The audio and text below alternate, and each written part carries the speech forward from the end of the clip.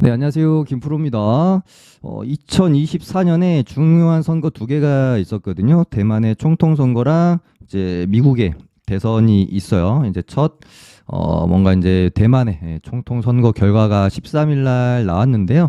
여기 제일 왼쪽이 이제 친미 독립 성향이 강한 후보고, 가운데가 이제 친중, 여기가 이제 중도 후보였는데요. 민주진보당의 이제 제일 왼쪽 여기 라이칭더 후보가 당선이 되면서, 야, 이 부분이 이제 앞으로 어떻게 좀 정세에 좀 반영이 될 것인지 우리가 알아봐야 되지 않겠나. 그래서 금요일 날 우리 장만, 그러니까 뭐 글로벌리 지금 일본도 굉장히 지금 시장이 좋고 미국 증시도 강한데, 우리 증시만 좀 빠졌던 이유에 대해서 대만 총통 선거에 대한 약간 뭐 우려감일 수도 있다. 이런 이제 시각도 있기 때문에 굉장히 좀 한국 입장에서도 예민한 문제죠. 그래서 좀 알아봐야 될 것 같고요.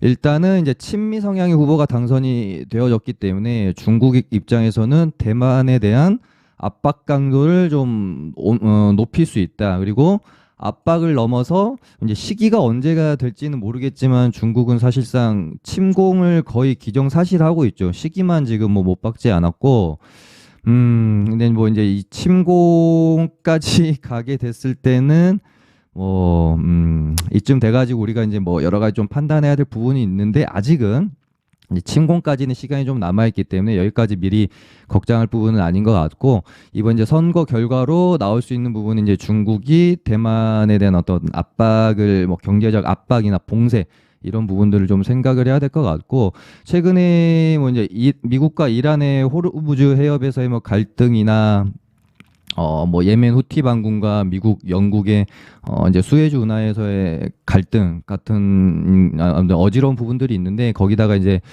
혹시 중국이 이제 대만 해협에 대한 어떤 뭐 봉쇄까지 간다라고 하면은 좀 많이 좀 국제 정세가 정말 어지러워질 수도 있는 부분이 있겠죠.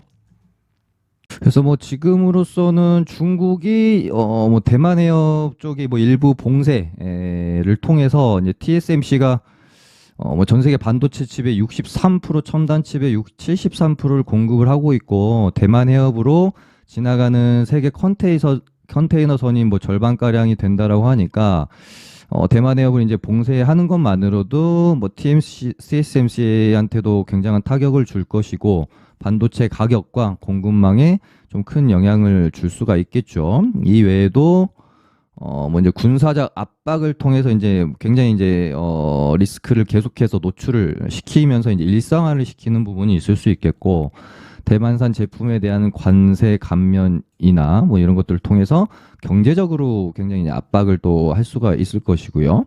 대만이랑 친한 나라들에 대한 뭐 외교적 압박을 통해서 대만을 이제 뭐 계속해서 제재할 가능성이 있을 수 있겠죠. 이런 식으로.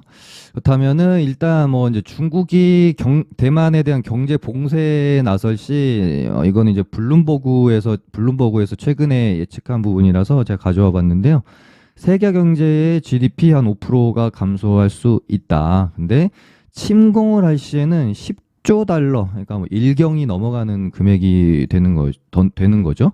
10조 달러 이상의 피해가 있을 것이고, 중국의 대만 침공 시 가장 큰 피해를 입을 수 있는 나라로는 이제 한국이 GDP의 뭐 한 23%가 날아갈 것이다. 그러니까 이런 이제 예측들이 좀 있더라고요. 그래서 이 부분 때문에 우리나라가 최근에 조금 답답한 시장의 흐름을 보여주고 있지 않나라는 생각도 좀 들기는 합니다.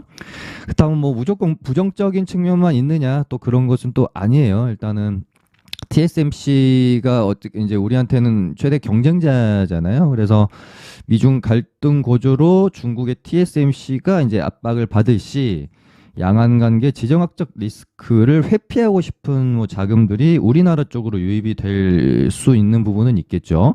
실제로 23년 2월에 워렌 버핏이 TSMC 주식 86%를 이제 매각하면서 이렇게 말을 했어요. 지정학적 리스크 때문에 매각을 한다. 그렇게 말을 했기 때문에 이제 뭐 회피 자금이 우리나라 쪽으로 유입이 될 수가 있다. 그리고 중국도 지금 대만에 굉장히 반도체 수입이 편중되어 있는데, 이 편중되어 있던 부분들이 조금 이제 우리나라 쪽으로 우리나라 반도체를 조금 더 수입할 수 있는 부분을 기대해 볼 수는 있겠죠. 그러니까 시장이 결국은 앞으로 흐름을 보면서 판단을 하지 않을까 싶어요. 미중 갈등 그리고 중국이 대만을 얼만큼 뭐 압박을 할 것이며 얼만큼 이제 뭐 경제적으로 뭐 이제 봉쇄를 할 것인지 이런 부분들을 보면서 뭐 시장 전체적으로 악재가 될 수도 있고 아니면 뭐 반도체 이런 뭐 반사이익을 얻을 수 있는 이거는 그냥 시장이 결정을 할 거기 때문에 우리는 그냥 그렇게 따라가면 된다라고 저는 생각을 하고요.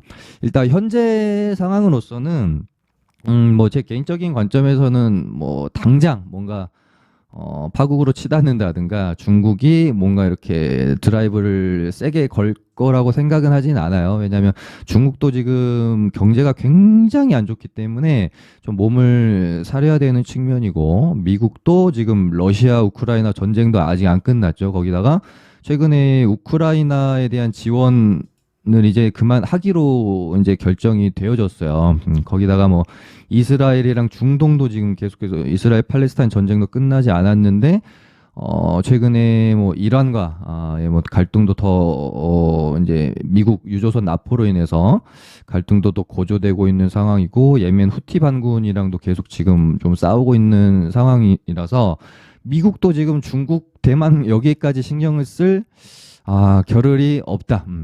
아무튼 중국도 미국도 뭔가 지금 여유가 좀 많이 없기 때문에 이 상황에서 둘이 치고받고 박터지게 싸우기보다는 뭔가 뭐 관리 그냥 뭔가 좀 이 정도 수준에서 더 악화되지 않도록 관리 모드로 좀 나가지 않을까 그렇게 좀 보고 있고요.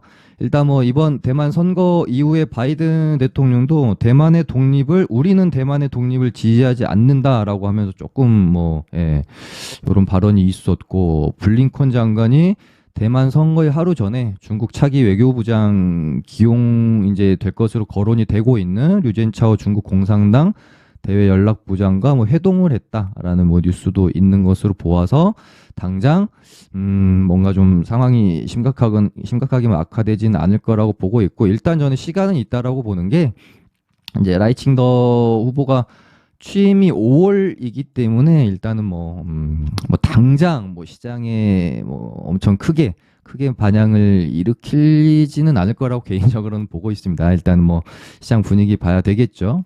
물론 뭐 단발성으로 예를 들어 뭐 히토류 관련주라든지 뭐 전쟁 관련주 뭐 빅텍이라든지 이런 애들이 뭐 단발적인 움직임을 보일 수는 있지 않겠느냐 그렇게 보고 있고요. 안 그래도 금요일 날 이제 예멘 후티와 미국의 어떤 싸움 그리고 이란과 미국의 갈등 고조 때문에 뭐 해운주들이 움직임이 있었는데 여기다가 이제 대만 총통 선거까지 결과가 이렇게 나와버리니까 일단 뭐 월요일 화요일 며칠 동안은 뭐 전쟁 관련주들 이 조금 이렇게 강할 가능성은 염두에 두고 일단 내일 시장 좀 지켜봐야 되지 않겠나 그렇게 좀 말씀드리면서 오늘은 마무리하도록 하겠습니다. 감사합니다.